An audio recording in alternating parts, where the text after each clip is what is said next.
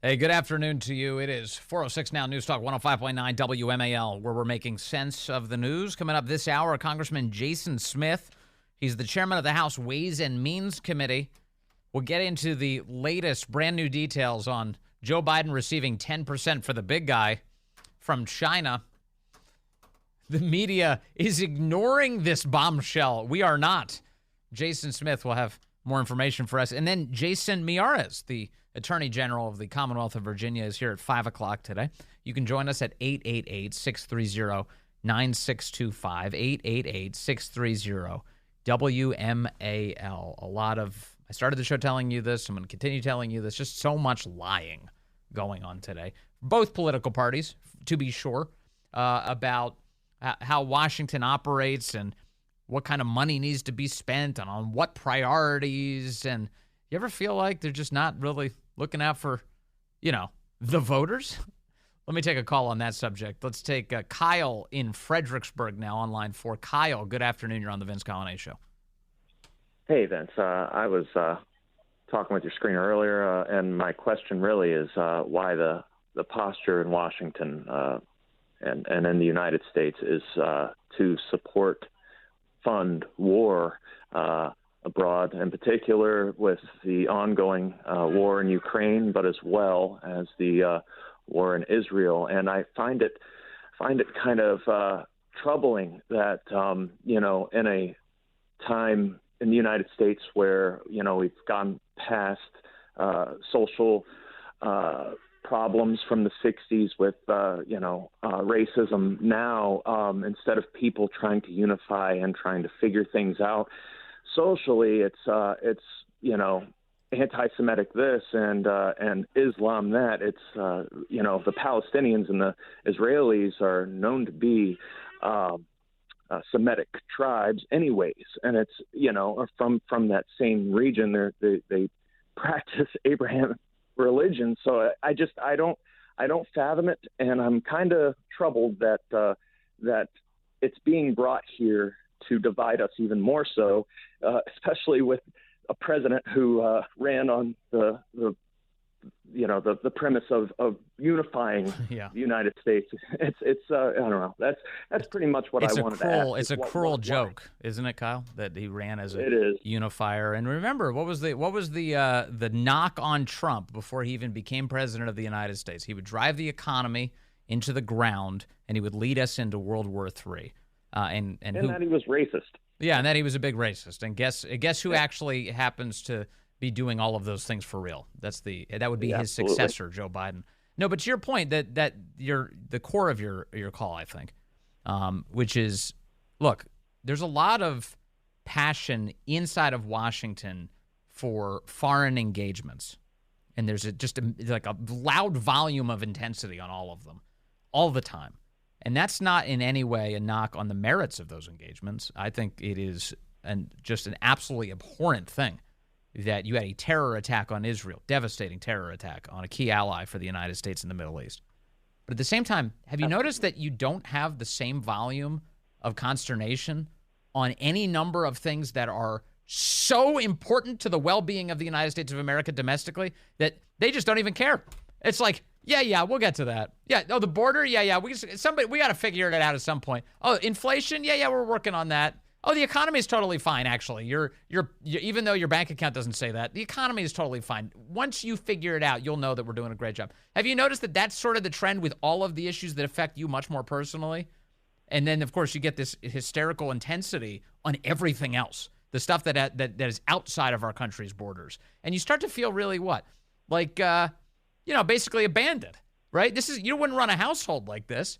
You wouldn't spend all of your time obsessing over the neighbor's kids. Like, how are they doing? Can we make sure they have something? What are they doing right now? What's he doing over there? And meanwhile, your kids are rotting inside of your home. They're chained to the radiator. They're emaciated. They've got nothing to eat. It's like, yeah, well, we'll get to them. Is that kind of what you're saying, Kyle? Yeah, I understand that the United States has interests abroad, and that we must,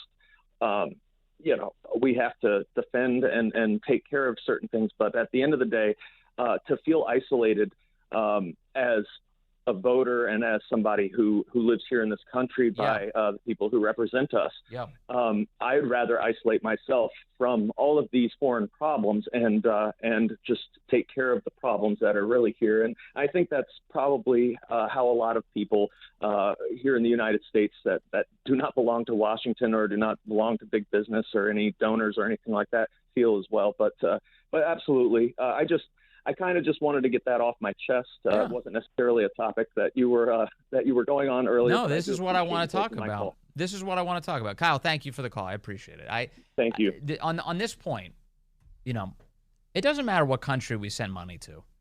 You do have to tell the American public what we're spending it on. That's your obligation. And you do have to get buy-in from the people so that they can assess you and decide whether or not they'd like to vote for you again or vote you out of office. You do have to do that.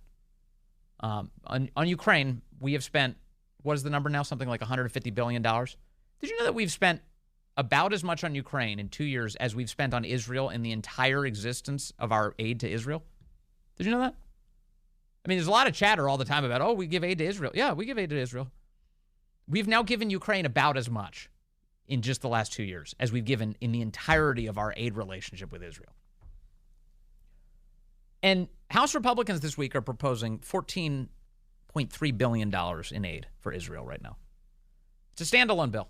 They're saying, as opposed to the White House, which is saying, we need to lump all this together. Everything needs to be put together. We need to spend $61 billion on Ukraine. I swear to you, this is the real package. $61 billion on Ukraine, $14 billion on Israel. We need to give about $9.5 billion to Hamas. You heard me correctly. They want to spend $9.5 billion on putting more humanitarian assistance, with giant quotation marks, into Gaza. Who controls all that? That's Hamas. That's Hamas. They control the whole region. So we're going to give nearly $10 billion to Hamas? Is that a good idea? Do you think that's a great idea? And then we give $14 billion to Israel? It's almost like we're just funding the war on both sides again. And so they want to do all of this together. And they refuse to take up a bill independently. They refuse. The White House does. And so does Chuck Schumer. They refuse to do it. And so does Mitch McConnell, I believe. Here's John Kirby today saying, if a bill appears before the president that only gives money to Israel, we will reject it. So was the vice president correct? He would veto an Israel-only bill if it didn't have other issues that you were concerned about? The president would veto an only Israel bill. I think that we've made that clear. The president would veto an only Israel bill. So if Congress produced a bill that said, here's $14 billion, we'll send it to Israel, shows up on the president's desk, the president would veto it. Now, I should point out to you that Kirby, literally seconds before the audio I just played, said that all of these things are so urgent they need to be passed together. All right, so what if Congress in our system, 3 branches of government, 2 that handle the laws in terms of writing them and then signing them into law,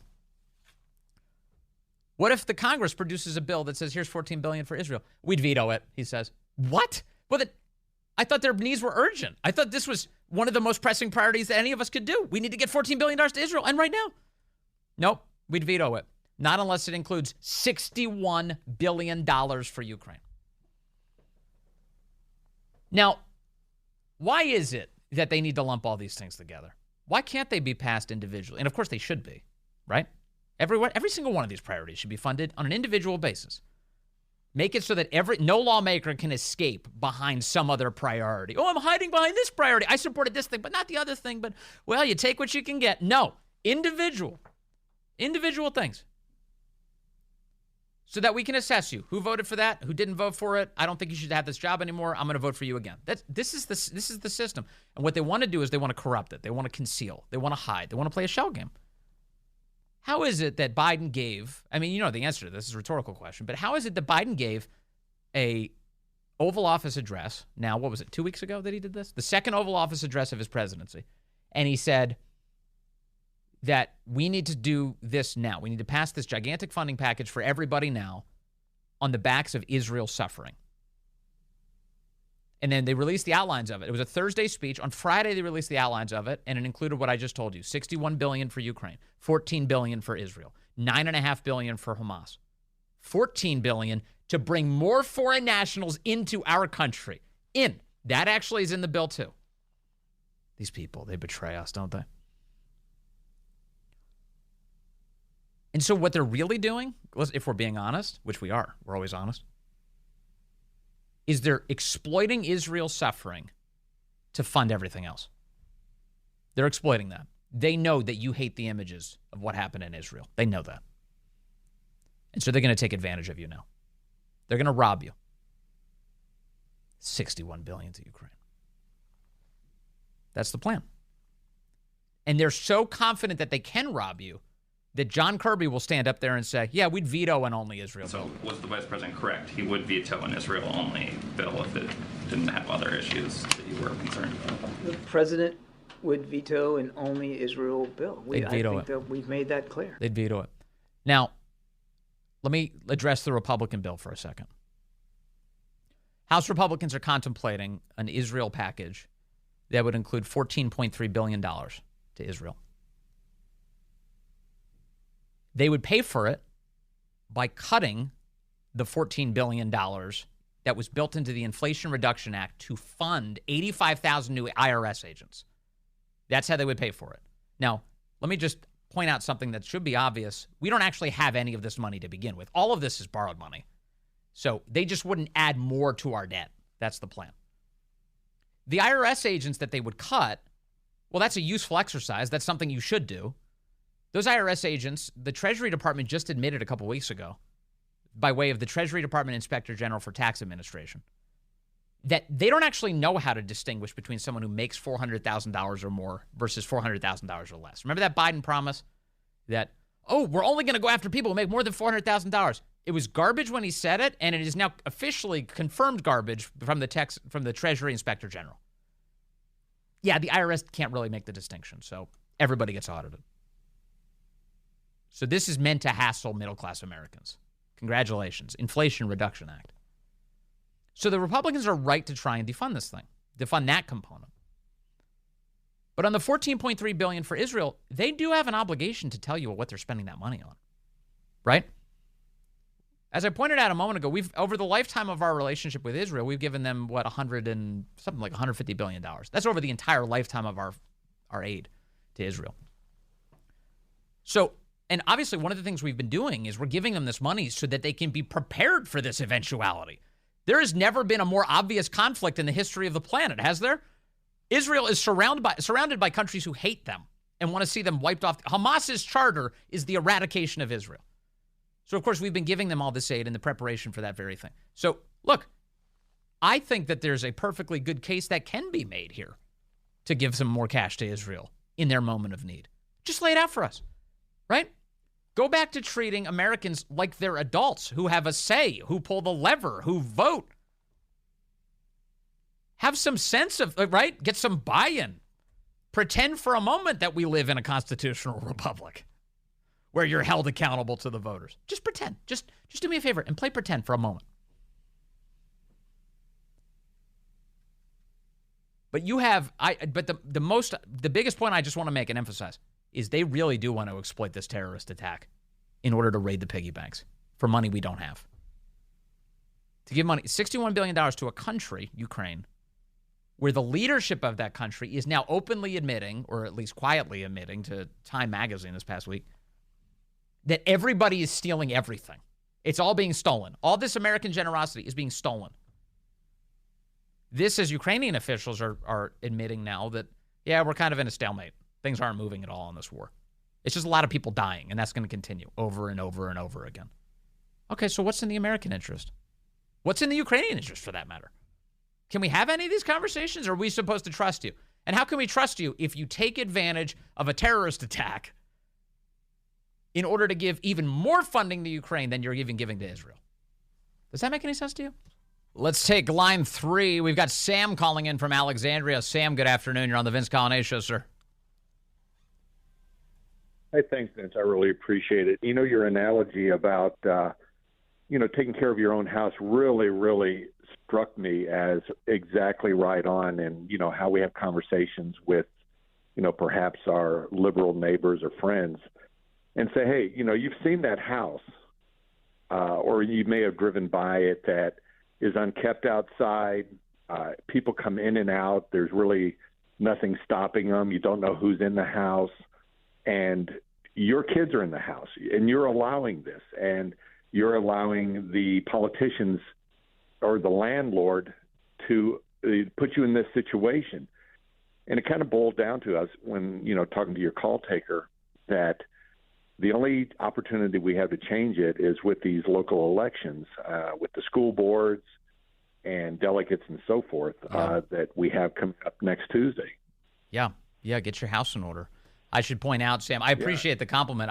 I will say that this is a bit of borrowed wisdom. Through the years, in all of my many conversations and texts with Tucker Carlson, he will routinely say something to me, the phrase, he says, "I'm stealing that." He says it all the time to me. "I'm stealing that," which is I take that as a huge compliment. And I should point out that the house analogy really is one of his brainchildren. I've heard him talk about, taking care of your own house. That's critical. And I definitely feel that way. I agree. I think the analogy is very apt for what we expect out of our leaders, and that we're not getting at all, are we, Sam? Real quickly, make sure as you go to the voting booth, get that voter cheat sheet, because they will not tell any designations on there, and you'll walk in and miss opportunities to vote for conservative board members. Yes, because they're not marked. That's right. And if you're in Fairfax County, there's a big write-in campaign you need to be a part of. Ed Nuttall to become the Commonwealth's attorney to defeat that dummy, Steve Descano. There's a lot of work to do, and we can all play our part. That's for sure. Sam, thank you very much, sir. It's 4:29 now. Up next, we're going to have a congressman joining us, Jason Smith, head of the Ways and Means Committee. Good afternoon to you. 4:35 now, News Talk 105.9 WMAL, where we're making sense of the news. Coming up on the program, the Attorney General of the Commonwealth of Virginia, Jason Miyares, is here at 5 o'clock. And you, as always, can join us at 888-630-9625, 888-630-WMAL. Thanks so much for all of your contributions already today. The best audience in all of radio. Really, really appreciate that. We got a big story this week. The media is not interested in it, but we are, because we'd like to have a country that's free of corruption. The President of the United States got his 10% for the big guy. $40,000 out of a $400,000 payment flowing from China. That news being shared with us by Congress this week. Let's speak to a congressman. Jason Smith joins us now. He's from Missouri, and he's the chairman of the House Ways and Means Committee. He's been digging into the Biden crime family. Congressman, good to have you with us, sir. It's great to be with you, sir. This seems like a big one. $40,000. We've got a check. We've got a picture of it going from the Biden family to Joe Biden, exactly at the moment that the Biden family received $400,000 from China. How do you interpret it? Well, let's just say that evidence continues to pile up from the work of Chairman Comer, Chairman Jordan, and the material that we've been releasing out of the Ways and Means Committee. If Joe Biden is lending this much money to his family members, those loans should be documented, and interest income should appear on his tax returns. The pieces of his tax returns that he has released, they don't answer these questions. And it's extremely simple. President Biden must show documentation to prove these payments were loans. This $40,000 that was released, it was 10% of the $400,000 that came through. I mean, it's all adding up. It complies with what our IRS whistleblowers have showed. We've seen bank records. Unfortunately, the president's not reporting it on his taxes. So if $40,000 came to me, just a normal guy, $40,000 shows up, and the IRS asked me, "Hey, what's this $40,000?" And I just say, "Oh, it's a loan repayment." Does that make my problems go away? I just tell them it's a loan repayment, and they're like, "Oh, okay," and they just walk away. Is that how it usually works? That's not how it works. I'll tell you, I don't know too many people that have loaned $240,000 that are members of Congress or members of the Senate or vice presidents of the United States to their family members, because you don't make so much money that you can just be loaning $240,000. And just last week, we showed another $200,000 check that was a, quote, loan repayment. This is just exactly what I believe that Joe Biden and the Biden family is trying to do to protect their dirty trail. I remember Joe Biden telling us that when he left the vice presidency, that he was one of the poorest men to ever leave the office. In fact, he kind of bragged about that status. But we're now to believe that he was casually lending hundreds of thousands of dollars to family members? Yeah, his net worth clearly went up in the 50 years of public service that he has been in as a senator or as vice president or president. And for your net worth to increase as large as what his has since his time in public service doesn't add up. So one of the many things that stands out to me about what the Oversight Committee released yesterday is that the Biden family bank accounts that were involved didn't have any money in them until the Chinese money started flowing in. So the idea that the Biden family they can't even use the excuse that, oh, this was different money, it wasn't the Chinese money. Well, there was no other money in these accounts. Yeah, and what's also so concerning is that in some instances, money transferred various accounts, 40 different accounts in some instances. You don't have 40 different accounts moving money around from one account to another unless you're trying to hide something. Who in their right mind has 40 different accounts to push through hundreds of thousands of dollars? That doesn't smell right. It's not right. Average Americans would never be doing this. No. And elected officials should not be doing this. And there's also this other big piece that Chairman Comer laid out yesterday, that it was the summer of 2017 when this is all going down, and Hunter Biden is texting with his Chinese business associate, threatening him. It's a shakedown text. Everyone knows about this now, the one that goes, "I'm sitting here with my father," and promising that the Biden family will make this person's life a living hell if he doesn't send along millions of dollars. And it was just days later, sure enough, $5 million shows up. That WhatsApp message that you're referring to came to us through the IRS whistleblowers at the Ways and Means Committee. And this just adds to verification what the IRS whistleblower said. Because, in fact, this is that company, like you said, that Hunter Biden was seated next to his father, waiting for their response of their payment of $10 million. And it's just steps through the whole process. But this loan repayment scheme is not just in this instance. The IRS whistleblowers highlighted more than $2 million that one of President Biden's campaign donors, Mr. Kevin Morris, apparently paid all of Hunter Biden's taxes, more than $2 million, but it was, quote, a loan. Right. Another loan. So are you on alert? Beginning. I'm sorry, I didn't mean to interrupt you, Congressman, but this is something that I've been obsessed with, too. I keep hearing the word loan involved in all of this money that's flowing around the Biden family. And my assumption is that this is all designed to evade scrutiny by the IRS. It absolutely is. Let me tell you, what we do know is that if these were loans, then they need to issue the interest income on their taxes. They also need to disclose loans this large on their taxes. The public tax records that Joe Biden has released as a candidate and as president of the United States do not provide any of that information. So it's not adding up. These are either gifts, these are payments, these are loans. They have to be one of those.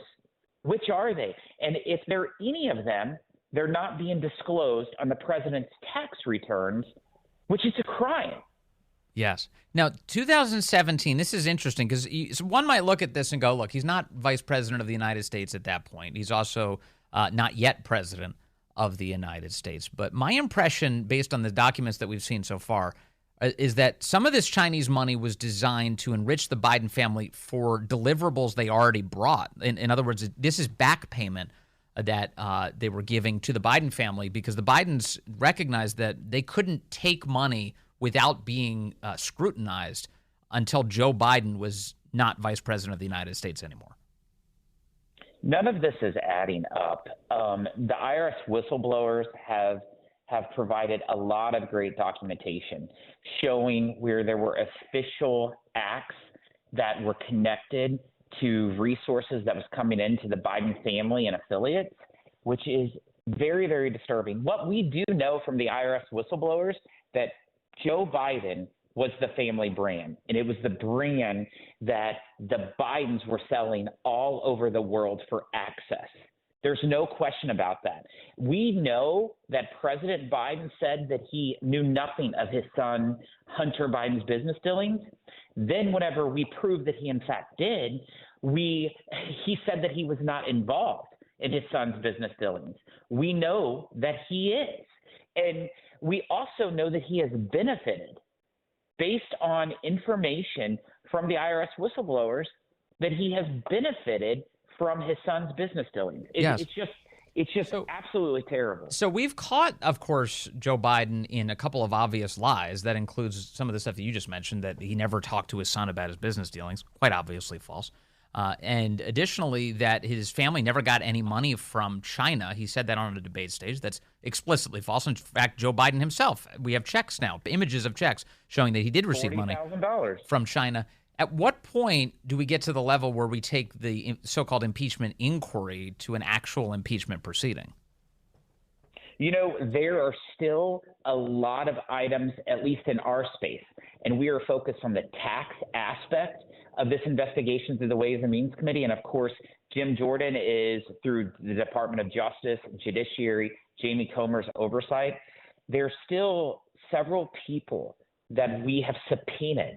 In fact, a couple people that we have subpoenaed that higher ups in the Department of Justice leadership refuse to allow them to come before Congress just in the last 2 weeks.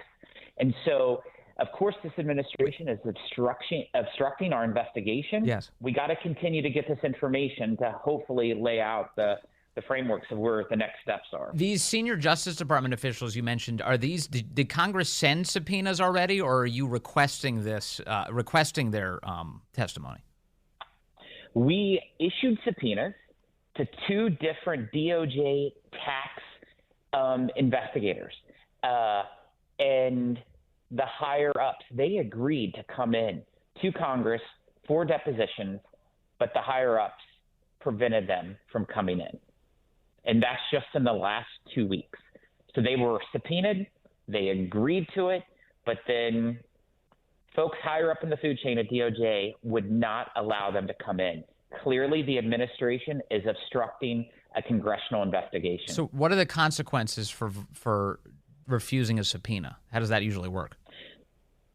Well, you saw that with Steve Bannon being held in contempt in Congress. And then you saw the Justice Department go after Steve Bannon. Let's see if this Justice Department will go after themselves. I think we could answer that. Okay, I see. So will there be a contempt of Congress vote then on these subpoenas? I think everything is on the table because the American people deserve the answers, and we need to make sure people are held accountable for their actions. Speaking of subpoenas, and we're talking, by the way, with Congressman Jason Smith of the House Ways and Means Committee, I did see that the new Speaker, Mike Johnson, had said that there is a conversation going on right now about possibly subpoenaing Hunter Biden to have him come testify before Congress. Can you give us a status update of any kind on whether or not that's likely to happen, sir? The facts are leading to definitely where Hunter Biden needs to come before Congress. And I would expect that Jamie Comer, the chairman of the Oversight Committee, will probably be doing that whenever the time is right. Okay. All right. Lastly, on Hunter Biden, there's a USA Today op-ed today with Hunter Biden's name on it. He claims in this op-ed that he's being attacked because of his drug addiction, that Republicans are trying to attack him simply because he was addicted to drugs. What do you make of this? That is the most ridiculous comment and the ridiculous excuse. Take responsibility for your own actions. And guess what? Your own actions is highlighted by numerous evidence that's been released by the IRS whistleblowers of where you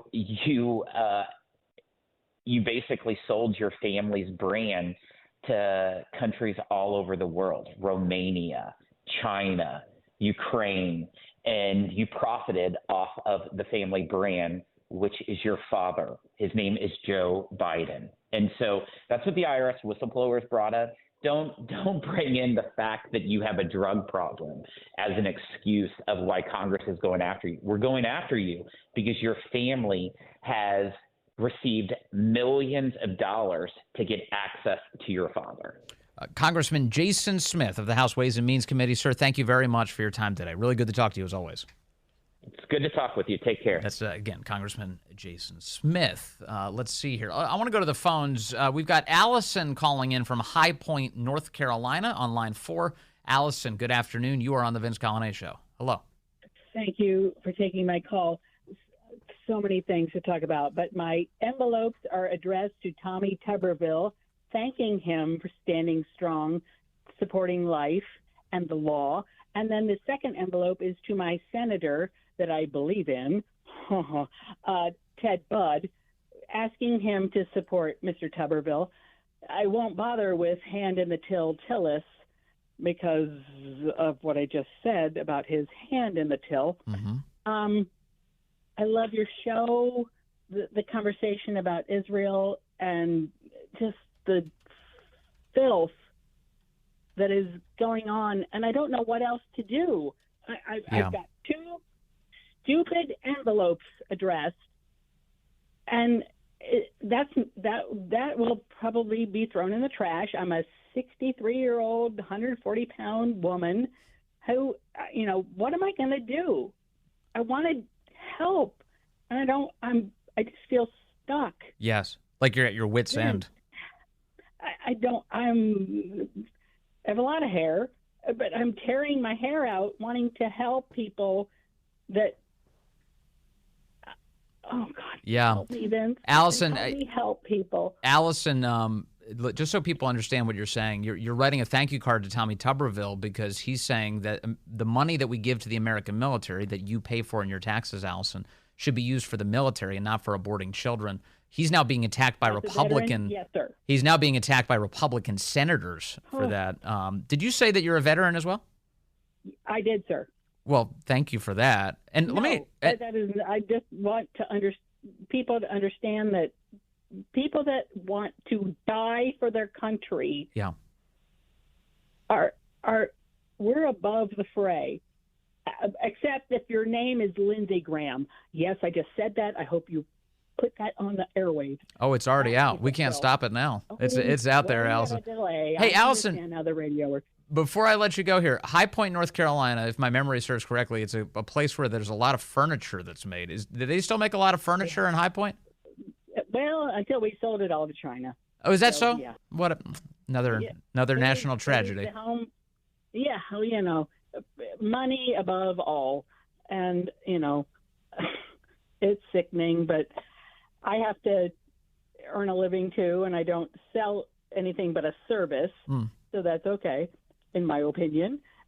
Sure. Yeah, if you don't want to hire me, that's okay. Yeah, it's America after all. Allison, thank you for your service and for your call today. Really appreciate it. Thank you. Appreciate you, Vince. Yes, sir. Thank you. All right. God bless you. She's writing that thank you card. That's a good practice, by the way. Forces you to get outside yourself. Think about somebody else. Write a thank you card. On line 4 is where we find Drew in Annandale.